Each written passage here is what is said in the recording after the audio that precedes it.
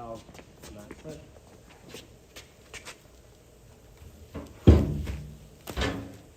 okay, yeah, I got it right here. So we'll have to rotate it.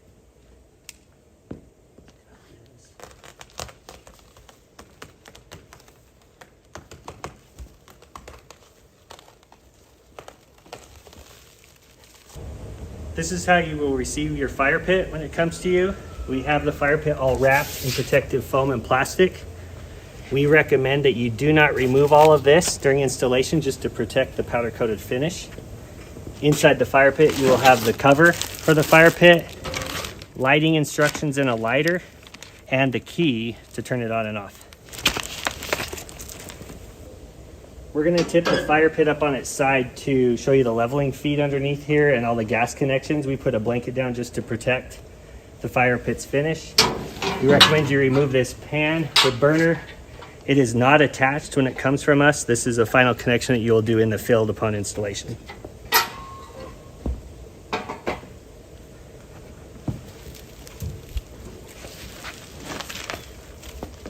When we tip the fire pit over, you'll see that there are leveling feet in all four corners.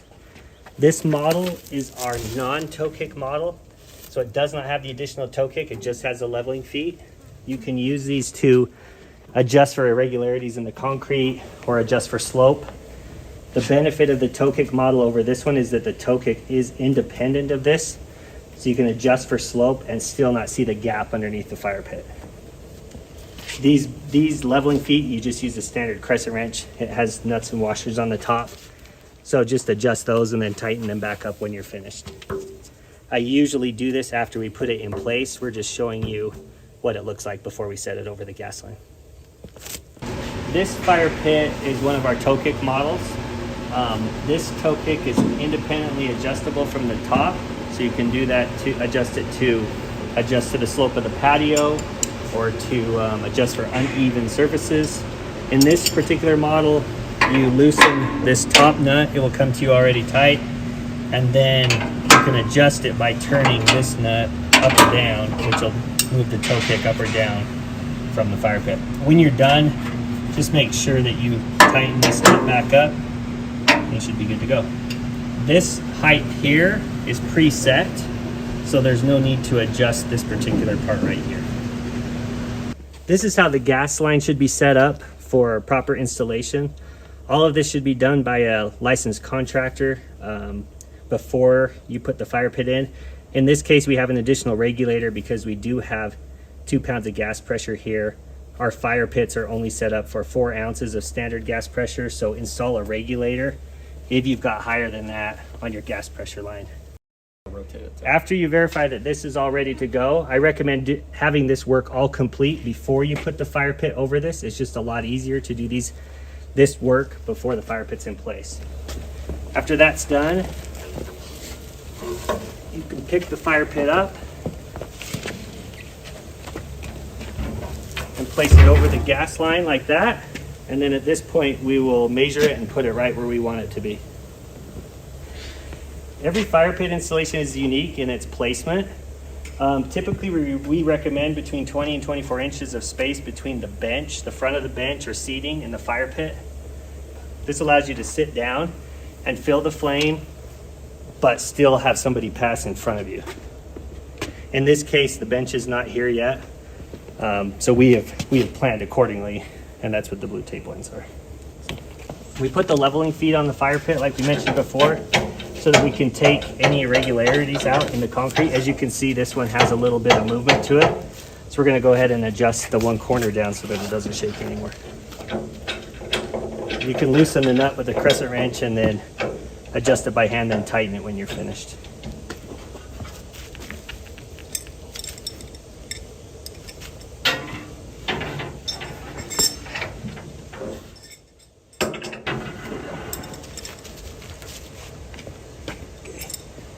Our fire pits come with these flex lines. These are whistle-free flex lines. They make both connection of this fire pit easy, and it avoids the whistling sound that you can hear with other flex lines. As you notice, there's a different bend pattern here, and that's what makes them so that they don't whistle. They will be zip tied right here just during shipment. So the first thing to do is to cut the zip tie. remove the zip tie from the fire pit. And then you can see they do come pre-set up with the flare fitting on it. We've already got that installed on the regulator, so I'm going to go ahead and take that off. And then they are also labeled right here, in and out, on those fittings. It is important that you hook it up the right way, in being the one that goes to the gas supply coming out of the concrete.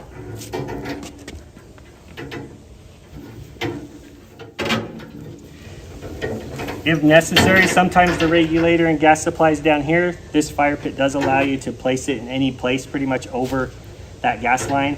We do have specs on where the gas line should be placed, so look at those just to ensure that you've got the gas line in the right location. In this case, the gas line's a little bit to this end, so we could put this, because we have the flex line, we can bend it around like that and then hook it up to the regulator. Just make sure if you do have to bend the gas line like that, that you do not have any kinks or tight bends. Those can restrict the gas flow and make it whistle. So I go like that, and then we'll just go ahead and tighten this last connection here.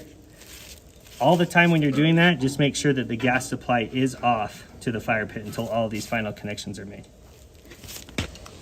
Okay, so the best tool to use to tighten this final connection is just a couple adjustable wrenches. Make sure you back up the other side. This is a flare fitting, so you do want to tighten it down tightly, like so, just to ensure that it doesn't leak. And that's it for the gas connection to the supply line. This other line, I'm going to move it up here in preparation to connect to the burner as the final connection. I recommend at this point that we turn the gas on and test all of our connections for leak, just to ensure that we don't have any leaks anywhere. We recommend testing all of the gas connections and gas fittings before you finalize this installation. Easiest way, they make a leak detector, or you can use soapy water in a spray bottle. Just make sure that the gas line is on, both at the house and here, so that there is pressure in the lines. And then just go through and spray your fittings. Spray all of the fittings in here, looking for bubbles. If there was a leak, you would see bubbles start to form, knowing that you either need to pull the fitting apart or tighten it, and just address that before moving forward. I suggest you test every fitting. So the final step before finishing your installation, just again, make sure that the gas valve is back on right there. And then pick up the fire pit pan with the burner attached. Sometimes this takes 2 people if the pan is large. In this case, it always helps to have an extra hand to help hold it up so that you can do this final connection. This is just another flare fitting. Go ahead and put the flare fitting on.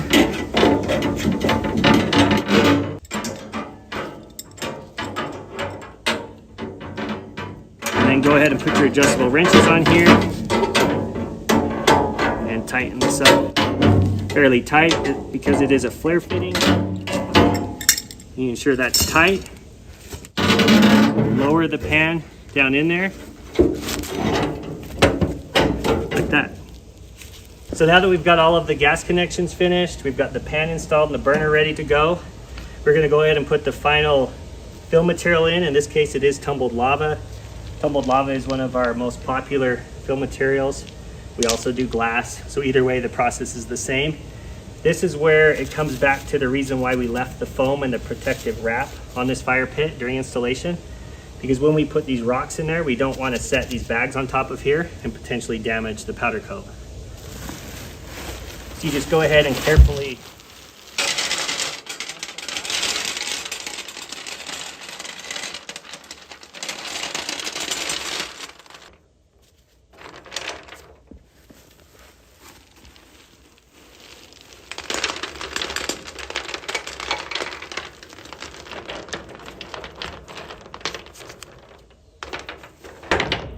the rock should be placed just a little bit above the surface of the fire pit, like so. And just go around and level them out when you're finished.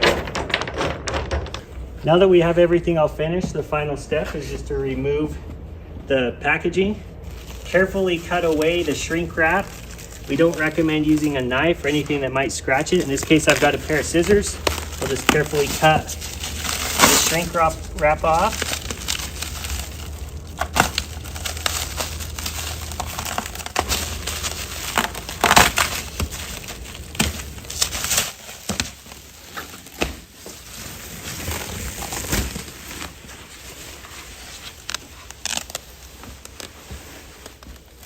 Remove the foam, and there you have it. Fire pit that's ready to go. As a final step, we're just going to make sure that this fire pit is square with the wall. We'll go ahead and take a couple measurements. And it looks like we need to move this in just a little bit, which we still can do. And now it's set perfect. When you're finished, if you need to clean off the fire pit, or any time when you need to clean off one of our fire pits, we recommend using either like a car chamois like this, that's slightly damp, or a microfiber towel. If there is a lot of dirt on top of the fire pit, wash it off first before you scrub it with any type of a rag. In this case, this fire pit's clean. There's just a little bit of dust on there, so we'll just go ahead and wipe this off like this. The nice thing with the chamois is it does not leave streaks. All right, now we're going to show you how to light your outdoor elements fire pit. First, we recommend bringing your lighter close to the burner and introducing a flame. Then you simply turn the key valve on until it ignites the burner. Once the flame's lit, you can adjust using the key valve to get your desired height.